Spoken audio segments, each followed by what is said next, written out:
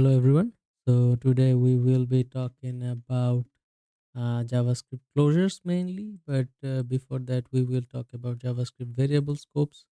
So it is basically just to let you know that where you can access a variable, and we also have scope chain, I guess, and then we have some examples. We have global variable leaks, and yeah. So, in order to learn JavaScript closures, we should have a good idea of scope of a variable. As you can see, it says to understand this the closures, you have to know how the lexical scoping works first. So, lexical scoping defines the scope of a variable by its position of that variable declared in the source code. Okay, so let's have a look at the variable scopes first. So we have the global scope, we have local scope, we have block scope. So it is new, it has started from year 6. Before that we did not have block scope, I think. I'm not sure about this myself as well. Okay, so the global scope is when you use a variable with var or const or let anything. So if we use let's say var message hi, then we create a block. This is a code block, by the way. I haven't mentioned this, but this is called a block. So this curly braces, and inside of this, the code whatever we write is inside this block, and this is wrapped by this block. Okay, so all of the curly braces are a block, code block. Let's see if we can access message. Oops, message here, and we should actually, let's go ahead and open with live server, and let's wait for a little bit. And yeah, here we go, we get the console, and as you can see we get high as we have seen here. But if we do let variable, let's say let message by, and we do this, so we get by now. Instead of high we get by, because this is the closer one, not closure, not closure, I'm saying it's closer. So let's say this is outside of the scope and this is inside of the scope, so this will get a priority. We can do var as well, it would still be same. If I reload, as you can see, it says by. uh, so let's see. So this is the global scope, and we also have local scope, and block scope where. Okay, so the local scope and the block scope are pretty similar. I think that's why they put it inside the same thing. As you can see, local scope, there's a message, and then so basically the same thing what I did here inside of another code block.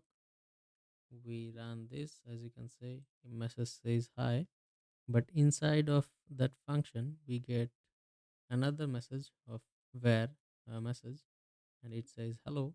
So we should get hello, hello and hi. Okay, so basically what's happening here is we are getting 268, line 268 is generating the hello. So here this line is generating the hello because message is choosing this one over this one. But in terms of 272, we get the message hi, because the hello is not accessible from the outside, I mean from the this block. So let's say if we comment this line out, we should get is not defined because it is inside of this block. This is not a global scope, this is a local or block scope, but this is a global scope. We can access this anywhere. Even if we comment this one out, we will get high because it has access to this high. But this message logging thing, it does not have access to this variable. As you can see, if we comment this one out, we get it is not defined at all, so it can't find it. This is where the scope chain comes in. Let's have a look at the scope chain. So scope chain, as it says that, okay, consider the following example. Hi, log hi. Okay.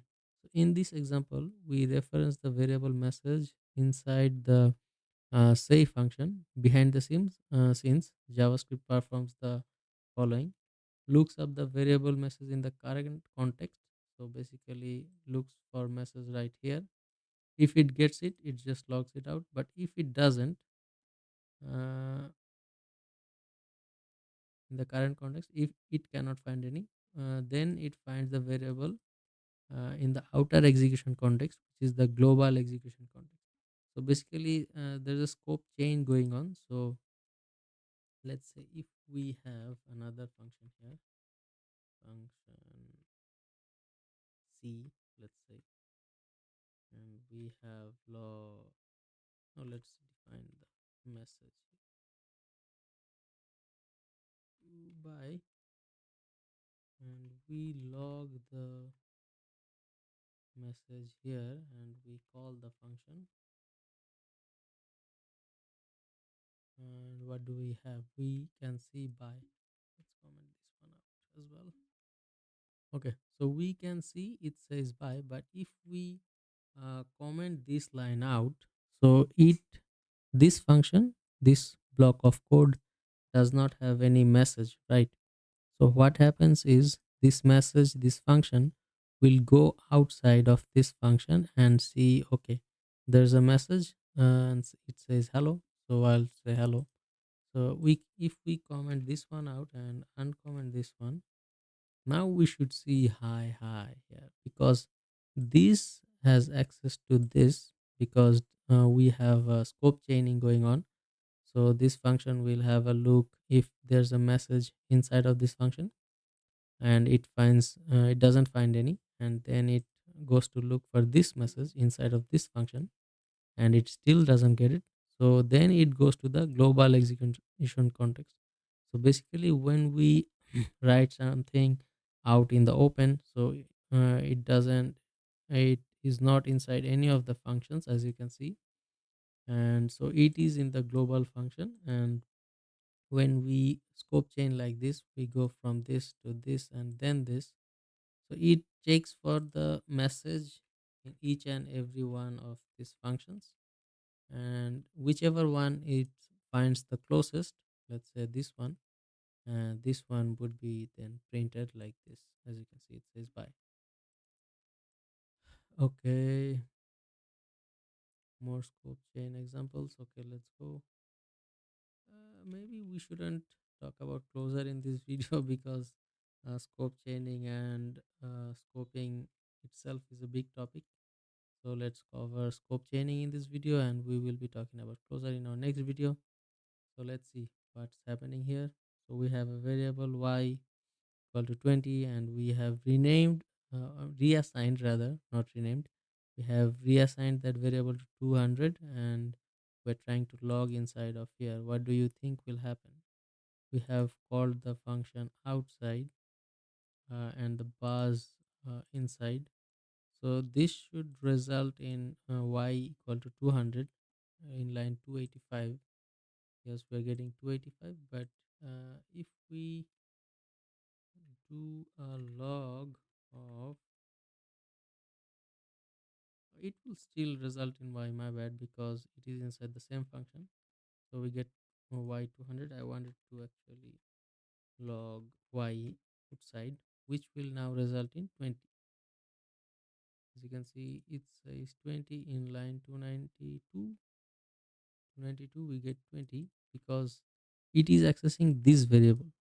So in the global, when where we are logging out in the global, if we comment this one out, we will get an error because it cannot find the y. This y cannot be found by the global console log here. So it is logged in the global context, and here we do not have any y. If we comment this one out, we get 20, but this y have access to this y, because of scope chaining. As I've mentioned, it can look for y inside of this function, and it doesn't find any. Then it tries to look for y here. It still doesn't find any, and then it goes to the global execution context, and I mean the global function, and then it finds y. As you can see, let's see if we can find some graph to show you guys. Mm, mm, mm.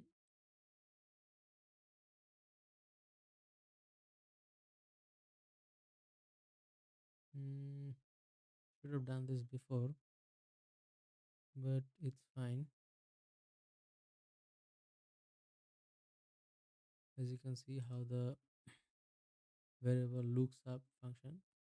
So it tries to JavaScript engine begins to look for the variable. Is the variable defined in the child function? Yes. Then the value is retrieved. Is it defined in the parent function? Yes. Value is retrieved. Is it defined in the global environment? Yes. And then its value is retrieved as well. So basically it can inside of this function we can access this variable, because it is it can access the variable by scope chaining. So it can move up layer by layer and have an access to the uh, global variable. That's why it is called global variable. It can be accessed from anywhere, but in local scope or block scope.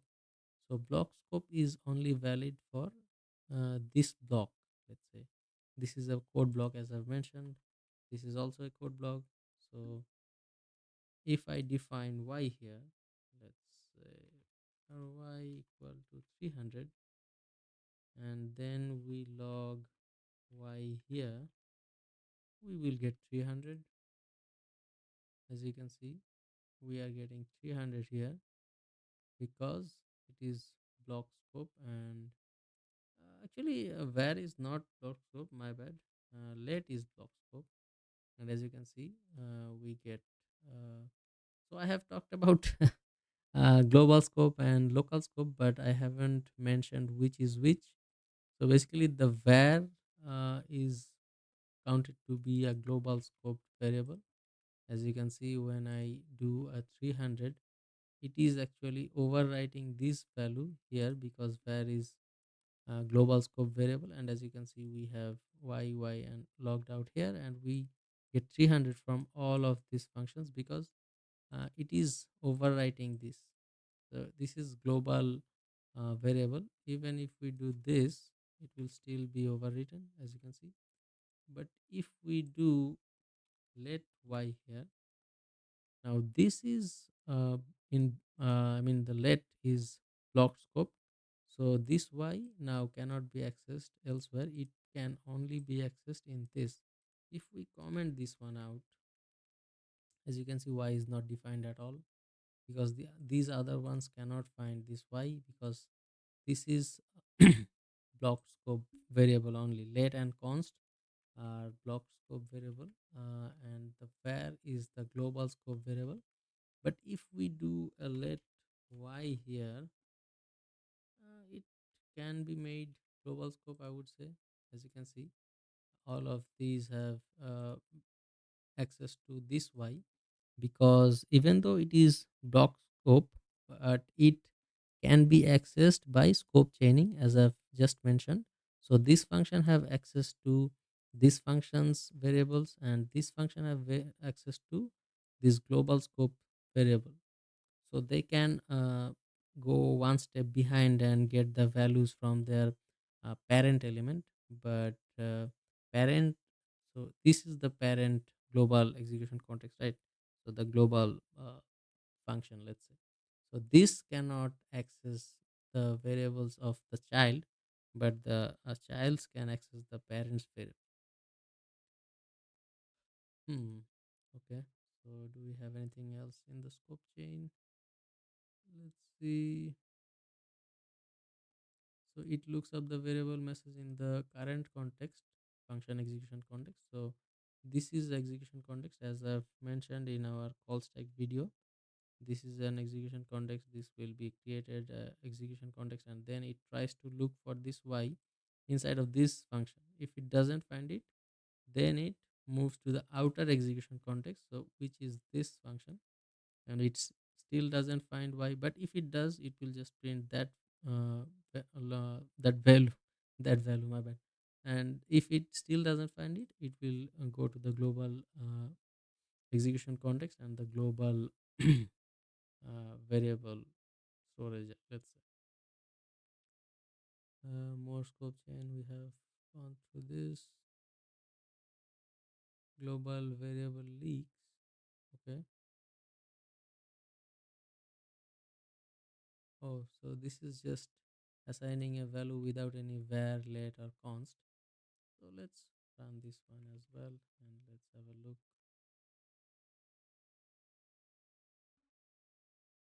Okay. So we are getting 10. Okay. In this example, we assign 10 to the counter variable without var, let, or const. So we know we have three ways to define a variable in JavaScript: var, let, and const. And then we are calling the function. This issue is known as the leaks of the global variable. Under the hood, the JavaScript engine first looks up the counter variable in the local scope of the get counter function. Because there is no var, let, or const keyword, the counter variable is not available in the local scope. It hasn't been created. Oh. Then the JavaScript engine follows the scope chain and looks up the counter variable in the global scope. The global scope also doesn't have the counter variable, so the JavaScript engine creates the counter variable in the global scope. Okay. So when we create a variable without any let, var, or const, we have three ways to create a variable. If it doesn't, the JavaScript engine doesn't find any var, let, or const, this counter variable will be created to the global scope. So if we have another function, let's say function test, and we are trying to access counter, and let's run the function and let's have a look. As you can see, we get 10 still, because it is now created in the global scope anywhere in the code. So if we create a global variable, we can access it in any function in any places, because the child functions will just go to the parent, and then access their variable. So this is now created in the uh, global scope variable. So if we do this, let's say log, not that, just let's do counter. Okay. So now we get an error on counter. Okay, we cannot access that, my bad. I thought as we are using as the JavaScript is creating the counter as a global variable, was expecting I could uh, access that outside, but I can't actually, my bad.